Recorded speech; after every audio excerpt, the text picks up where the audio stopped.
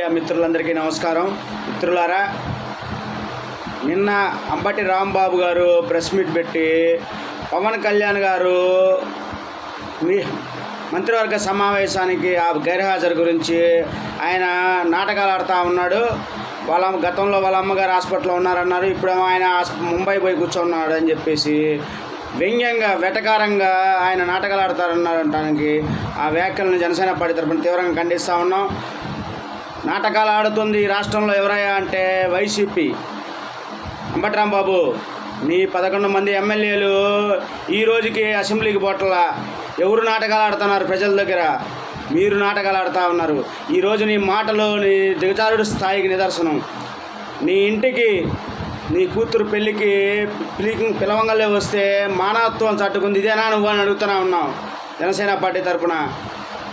కనీసం మనిషి హాస్పిటల్లో ఉండి హెల్త్ బులెటిన్లు విడుదల చేస్తున్న ముఖ్యమంత్రి గారు వెళ్ళి పరామర్శించి వచ్చినా నీ కంటికి కనపడట్లేదా అని అడుగుతా ఉన్నాం. ఏం మాట్లాడుతున్నావో తెలుస్తుందా నీకు?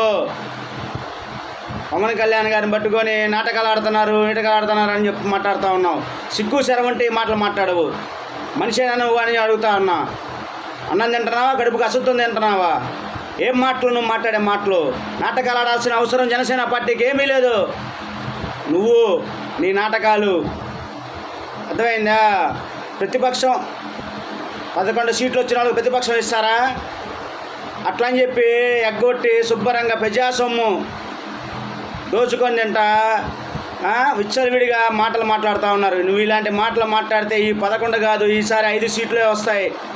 ఆ స్థాయికి దిగజార్చావు పార్టీని కూడా. నువ్వు గుర్తుపెట్టుకో, మనిషి మర్యాద కాస్త ఇన్నిత జ్ఞానం ఉండాలా. అవతల మనిషి హాస్పిటల్లో సర్జరీ చేయించుకొని ఉంటే ఆయన నాటకాలు ఆడుతూ ఉన్నాడని చెప్పి మీరే చెప్పాలని చెప్పి వ్యంగ్యంగా మాట్లాడుతాను. జనసేన పార్టీ తీవ్రంగా ఖండిస్తూ ఉంది. నువ్వు ఇంటి మీద దాడి చేశారంటే ఎందుకు చేయరు చెప్పు. ఇలాంటి మాటలు మాట్లాడితే కనీసం బుద్ధి జ్ఞానం ఉంటే ఇలాంటి మాటలు ఎవడూ మాట్లాడరు. ఇలాంటి మాటలు మాట్లాడతా సైకోలా తయారయ్యావు నువ్వు ఈ రాష్ట్రానికి.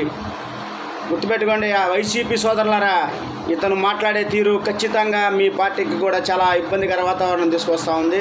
అతనికే కాదు, గమనించుకొని మాట్లాడాల్సిందిగా కోరుతూ మీ శ్రీకాంత్ గుప్తా, జనసేన పార్టీ, నసరావుపేట నియోజకవర్గం.